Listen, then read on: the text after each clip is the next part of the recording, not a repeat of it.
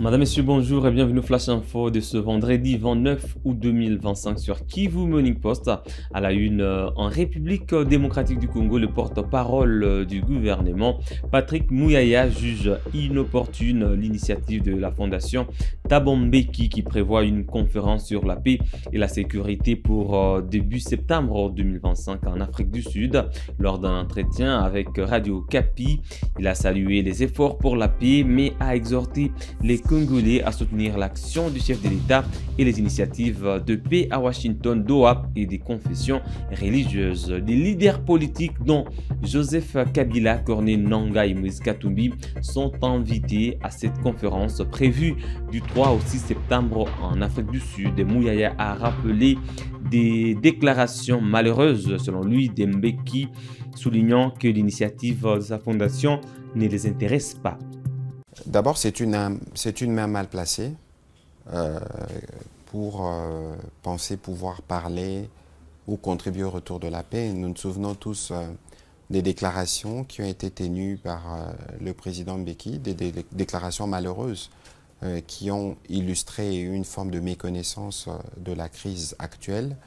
Quoi qu'il en soit, c'est une initiative informelle qui ne peut nullement nous intéresser, en ce sens aussi en plus que nous sommes déjà engagés dans un processus bilatéral avec le Rwanda à Washington, dans un processus avec les supplétifs, notamment dans ce qui s'est fait à Doha.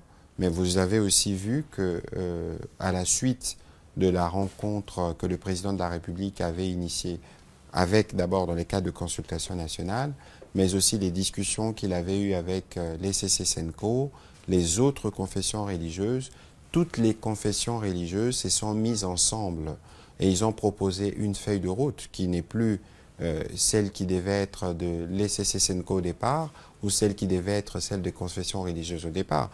Donc vous voyez que nous sommes déjà engagés sur 3 pistes pour nous conduire à la paix. On n'a pas besoin de pistes supplémentaires, surtout pas par celui qui est perçu comme partisan, parce que ce sont ses propres déclarations.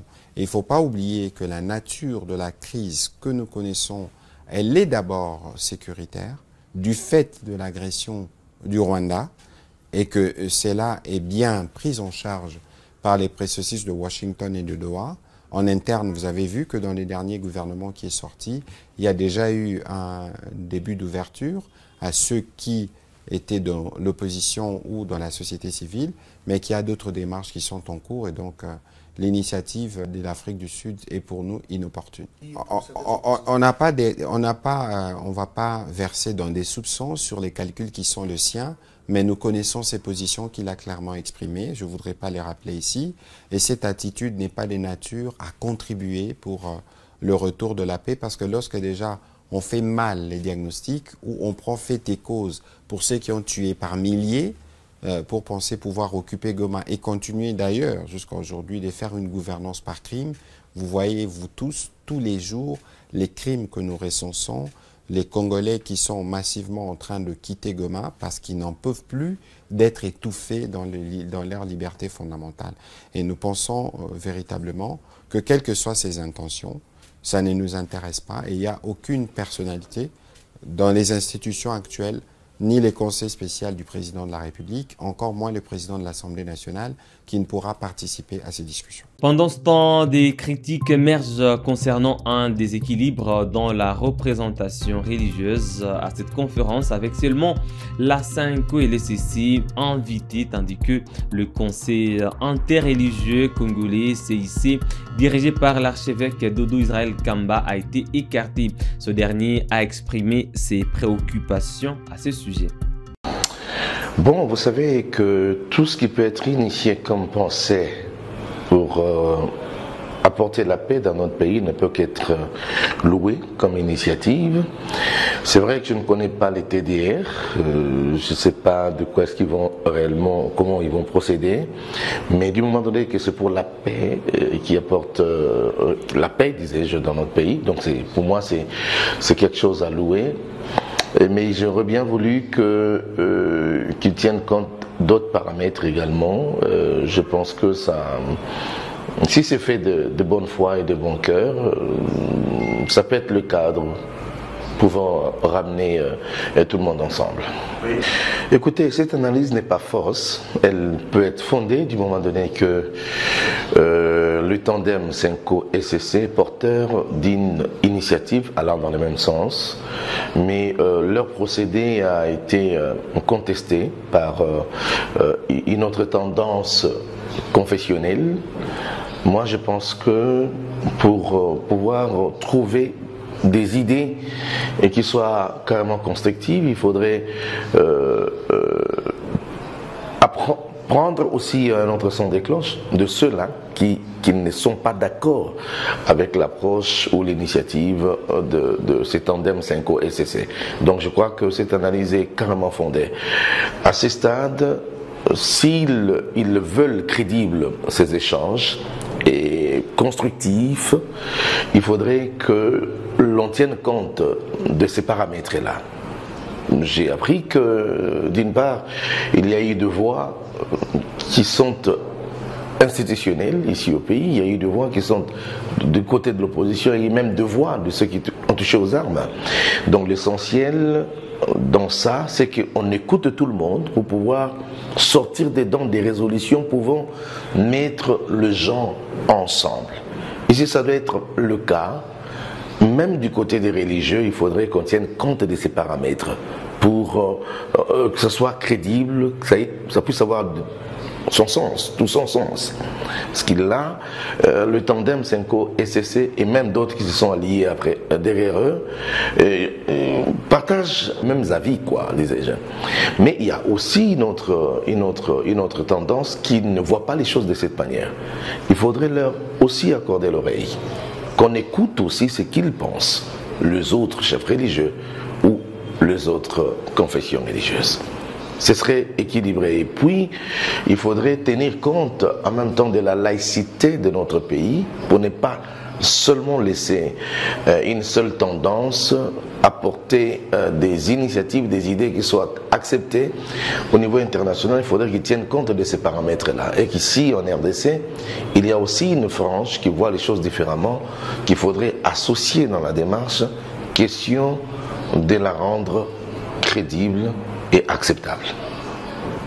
Toujours à Kinshasa, le commissaire principal Junior Mbosso Kazadi, connu pour sa vidéo des démissions virales, a été arrêté à Kinshasa. Selon le porte-parole de la police, Julien Mavungu, il n'a pas le droit de démissionner après moins de 5 ans dans la police nationale congolaise. Il est actuellement interrogé par la direction des renseignements généraux pour déterminer son sort disciplinaire ou pénal.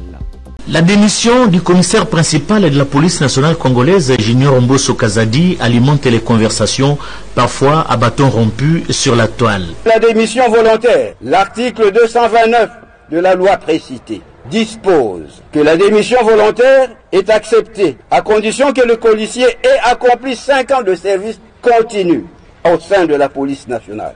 Ce délai est augmenté de 3 ans pour les policiers ayant bénéficié d'une formation spécialisée pour le compte de la police nationale. La démission volontaire ne peut résulter que d'une demande écrite du policier marquant sa ferme volonté, non équivoque et inconditionnelle, de mettre définitivement fin à sa carrière. À ce jour, il ne totalise pas encore 5 ans de service continu au sein de la police nationale, tel que prévu par la loi en vigueur, et ne peut donc pas prétendre introduire une quelconque demande de démission volontaire. Le recours aux réseaux sociaux pour le faire serait une autre violation de cette disposition légale qui lui impose d'adresser une demande écrite par voie hiérarchique à l'autorité investie du pouvoir de nomination.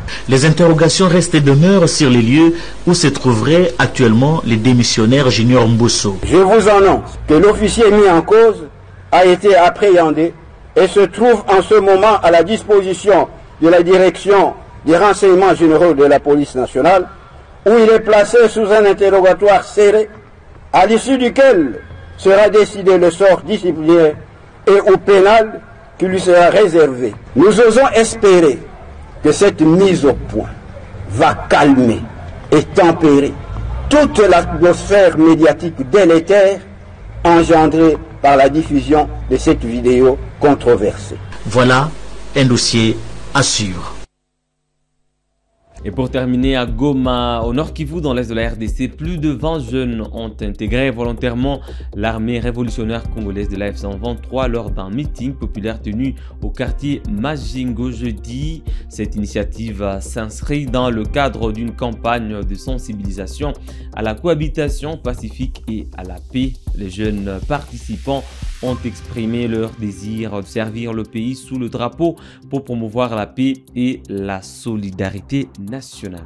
La coordination provinciale de mobilisation et recrutement de l'AFC M23 était à la rencontre ce jeudi 28 août 2025 de la population du quartier Majingo dans la commune de Karisimbi. C'était dans l'objectif de sensibiliser les habitants de cette partie de la ville sur la cohabitation pacifique, les développements et les recrutements volontaires des jeunes au sein de l'armée révolutionnaire congolaise. Très touchés par le message de sensibilisation lancé par le membre de cette coordination provinciale, plus de 20 jeunes, dont 2 filles, ont décidé volontairement d'intégrer l'armée révolutionnaire.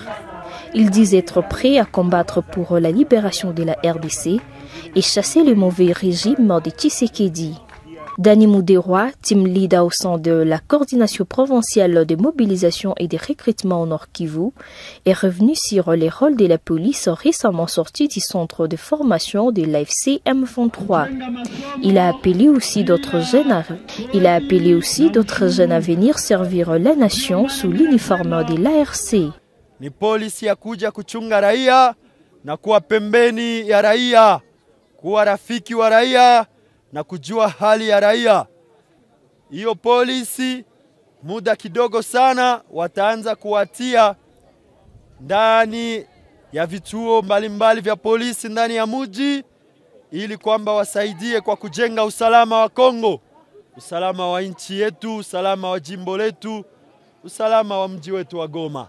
Il faut donc noter que cette activité s'inscrit dans la politique de proximité prônée par les autorités de l'AFC M23 en vue de s'imprégner des problèmes auxquels fait face la population et d'apporter des solutions.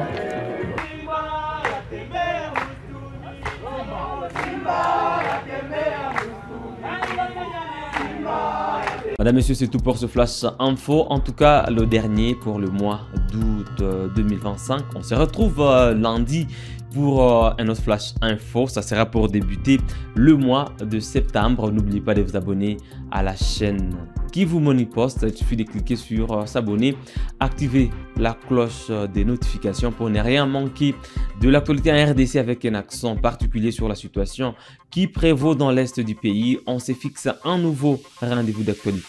À très bientôt.